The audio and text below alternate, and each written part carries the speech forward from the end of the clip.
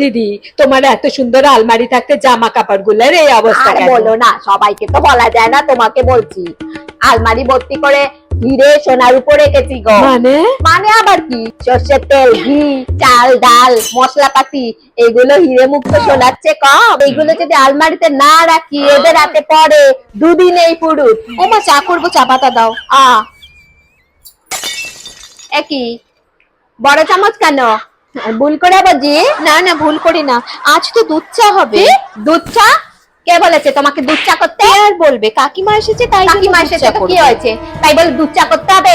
দিদি। দুধ চায় বড় চামচে 2 চামচ চা পাতা লাগে, তারপর চিনি দুধ তো রয়েছে। আর এই বয়সে কাকিমাকে দুধ চা খাইয়ে মারবে? এমনি গ্যাসের রোগী। দিদি, আমি গ্যাসের আর তুমি রোগী চুপ করো নই, তো। আমি দুধ গ্যাসের চা রোগী না, খাই। সব চোরা গ্যাস, নাকি এমনি কি কুমড়োর মতো ফিরছো? দিদি শোনো, আমার গ্যাসের রোগ নেই, আমি দুধ চা খাই। না না, আমি কোনো দুধ চা চাই হবে না। খাই। তুমি ছোট চামচটা নিয়ে এসো, যাও লিকার করবে।